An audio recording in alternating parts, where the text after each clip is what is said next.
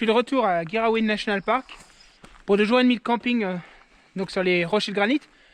Mais c'est vraiment sympa, en fait on est arrivé en plein boom presque printanier on va dire ici en Australie. Et on a ces petites fleurs jaunes vraiment magnifiques et ça contraste très très bien avec certains arbres qui sont noirs car brûlés par des feux de forêt il y a quelques années je pense. Là j'utilise le 100-400 de Tamron sur Sony à main levée, il y a assez de lumière et on ne veut pas trop perdre de temps, il y a pas mal de composition. Donc main levée ça jouera pas mal. Le polarisant est vraiment nécessaire là. Il faut vraiment le réajuster en fonction de l'angle à laquelle je me mets par rapport au soleil. Mais ça enlève, ça met vraiment bien en valeur le jaune sur ces arbres. Vraiment très cool.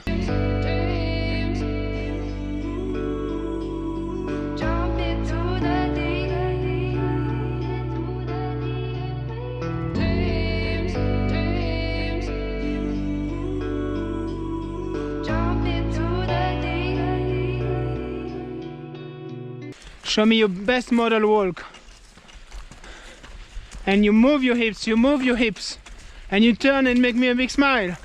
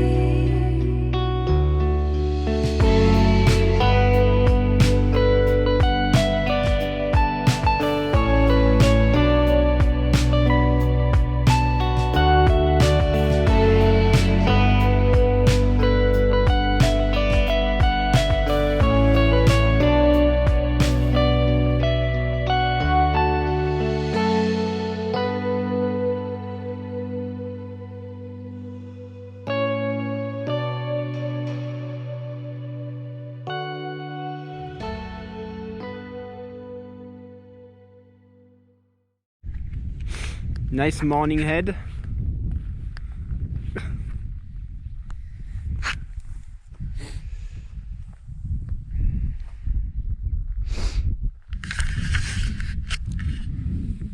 On est monté en haut du sommet pour le lever de soleil. Un lever de soleil moyennement intéressant je vais dire parce qu'il n'y a pas du tout de nuages donc c'est pas super facile.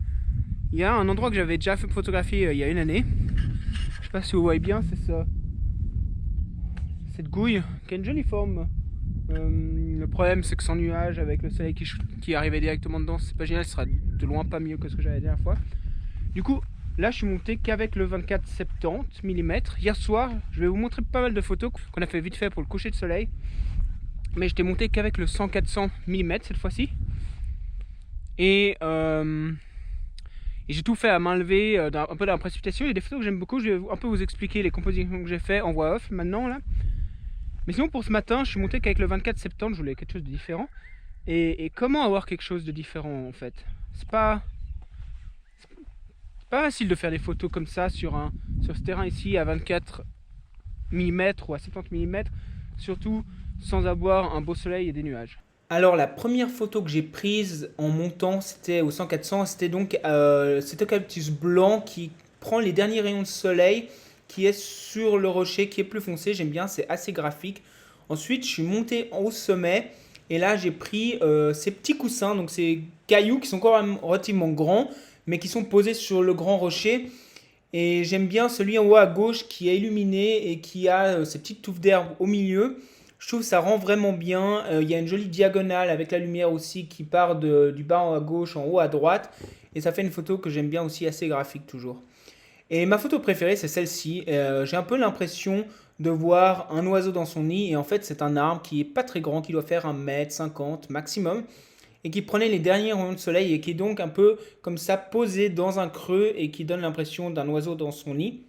Donc c'était vraiment les derniers rayons de soleil, la toute dernière lumière bien rosée, et ça montre bien les contrastes aussi du rocher avec l'eau qui perle, qui a donné ces contrastes sur ce rocher.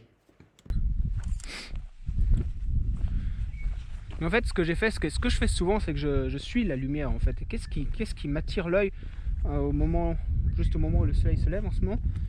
Ben, c'est tous ces feuillages d'eucalyptus qui prennent vraiment la lumière.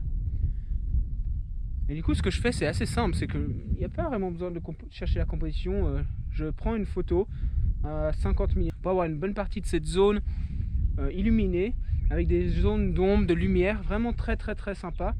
Je fais vraiment gaffe à pas inclure de ciel. Je veux vraiment avoir une photo un peu plus, toujours un peu un côté abstrait, et pas le ciel qui a vraiment pas d'intérêt ici va vraiment rajouter quelque chose, une structure à la photo que j'ai pas envie d'avoir.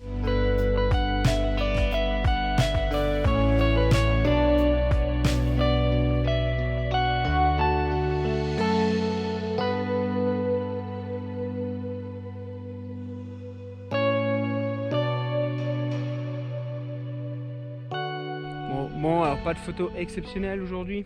Malgré que j'aime bien la première photo que j'ai fait avec la lumière dorée sur la cime des arbres. Alors là, la lumière s'est levée assez rapidement, je trouve.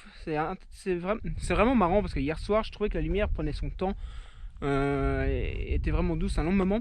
Ici, je sais pas pourquoi, elle est vraiment dure plus vite à mon avis. C'est peut-être qu'une impression. Mais en tout cas, j'ai pas pu faire beaucoup de photos qui me plairaient.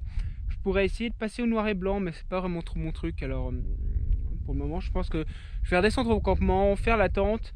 On a à peu près 3 heures à marcher pour retourner à la voiture et ensuite on va repartir de l'autre côté pour 1h30 de marche pour monter à un autre sommet d'une autre montagne et on verra s'il y a peut-être d'autres opportunités là-bas. Mais en fait, ce que je me rends compte dans un endroit comme ça, c'est que le 100-400 est mieux que le 24-70, surtout vu les conditions et le peu de nuages en fait. Ça permet vraiment, comme toujours avec un téléobjectif, de sélectionner quelques vignettes de paysages qui sont vraiment intéressantes. Sur le chemin du bas, j'ai trouvé une petite gorge. Enfin, je savais que la gorge était là, mais je suis allé la voir et en fait, j'ai trouvé un arbre qui me plaît vraiment beaucoup dans cette gorge. C'est un arbre qui est un peu moussu et qui contraste très bien avec la roche qui est derrière.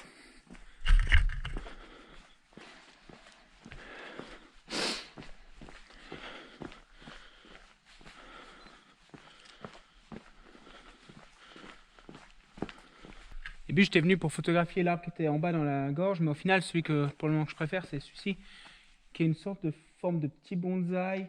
Il a un peu cette mousse un peu verdâtre et adossée au caillou. Et ce qui est sympa, c'est qu'en dessous, on a des fleurs qui sont en train de fleurir un peu blanc, jaune. Il y a une jolie curve. How do you say curve in French?